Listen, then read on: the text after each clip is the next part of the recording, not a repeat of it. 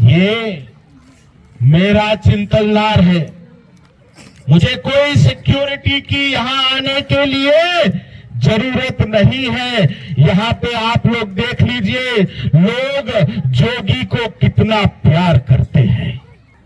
ये love letter जो मुझे यहाँ आपसे मिलने के लिए रोक रहा था, इसका क्या जवाब देना चाहिए? इसका मैं जवाब देता हूँ। नन्नी तना तना जवाब हाथ दो। ये है मेरा लव लेटर। नन्नी कई लगाने का भूपेश है तो धोखा है, भूसा कितोर है। कहावत है, ऐसा कोई सगा नहीं जिसे कांग्रेस और भाजपा ने ठगा नहीं।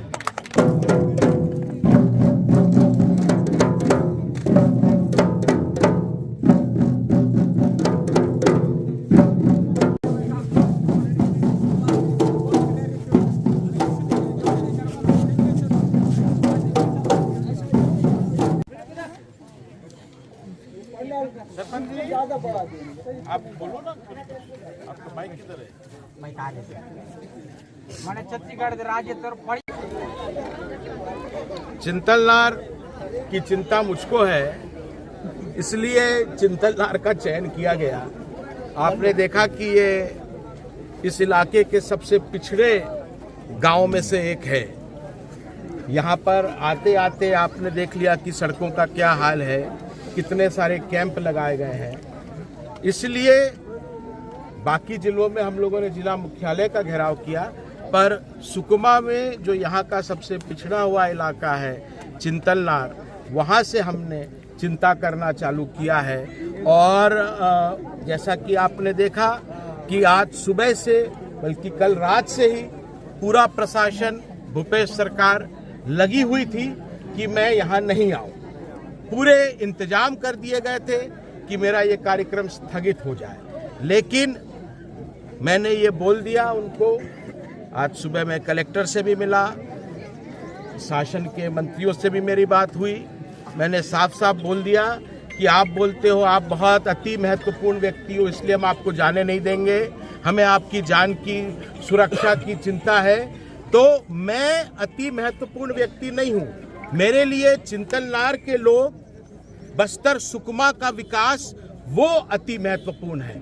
और इसीलिए मैं यहाँ पर उनके तमाम हटकंडों के बावजूद आया, और जो मुझे यहाँ पे प्यार मिला, जो मुझे यहाँ के लोगों का आशीर्वाद मिला, जैसे मेरे पिताजी को मिलता था, उससे वास्तव में मैं दिल से अभिभूत हूँ।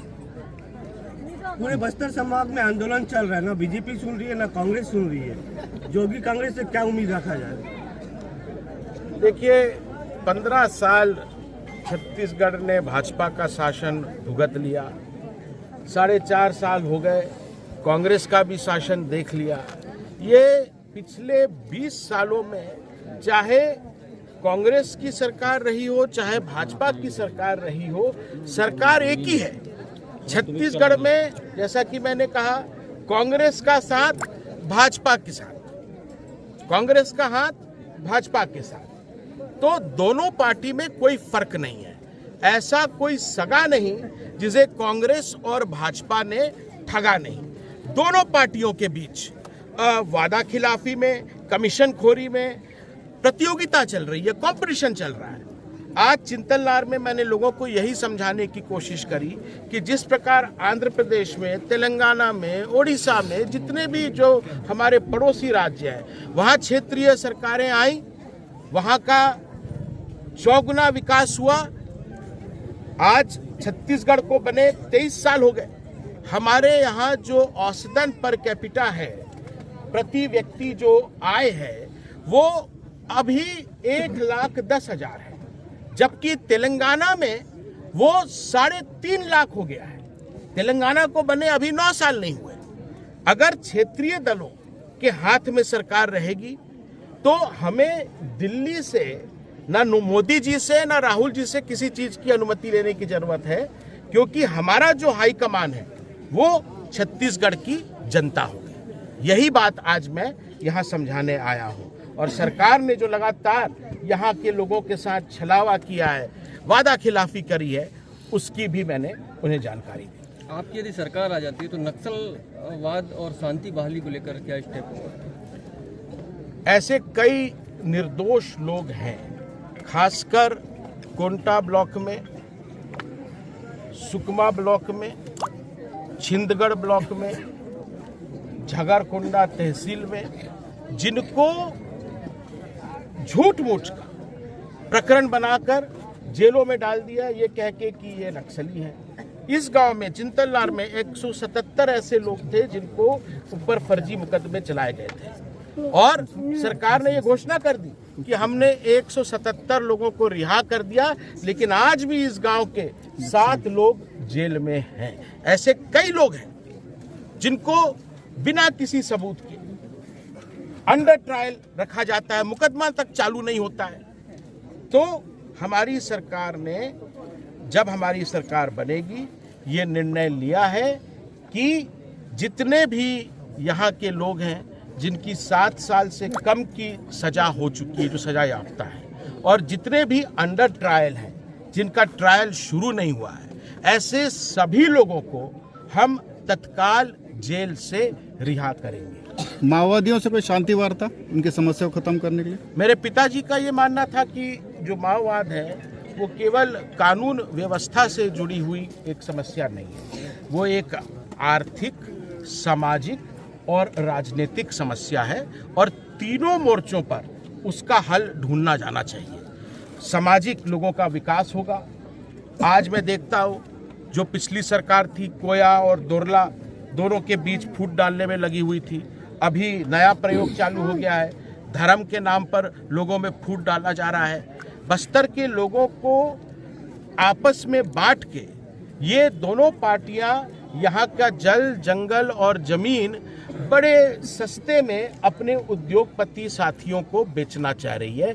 ये एक दोनों की साझा रणनीति है, चाहे भाजपा की सरकार रही हो, चाहे कांग्रेस की सरकार रही हो। कांग्रेस के जो शीर्ष नेता है आदरणीय राहुल गांधी जी रायपुर में दहाड़ते हैं, बोलते हैं कि हम सार्वजनिक उपक्रमों को, आदिवासियों की संपत्ति को, हमारे खदानों को उद्योगपतियों के हाथों बिकने नहीं देंगे। लेकिन आमदई में क्या हुआ, नंदराज पर्वत में क्या हुआ, यहाँ के जो लोहे की खदान थी, करोड़ों की लोहे की खदान थी, वो बेच दी। नगरनार में जो मुख्यमंत्री जी ने विधानसभा में घोषणा करी कि नगरनार मैं बिकने नहीं दूंगा, मैं ही खरीद लूंगा 30,000 करोड़ रुपये में। एक तरफ तो वो उस तरफ विधानसभा में ये सब बातें कर रहे थे और दूसरी तरफ उन्होंने जो छत्तीसगढ़ शासन की जमीन थी जिस पर नगरनार बना था, मेरे पिताजी ने अनुबंध में ये तय कर लिया था कि जमीन जो है छत्तीसगढ़ शासन की रहेगी, बस्तर की जनता की रहेगी, उसके ऊपर जो प्लांट बनेगा वो एनएमडीसी बनाएगा, इस शर्त पे।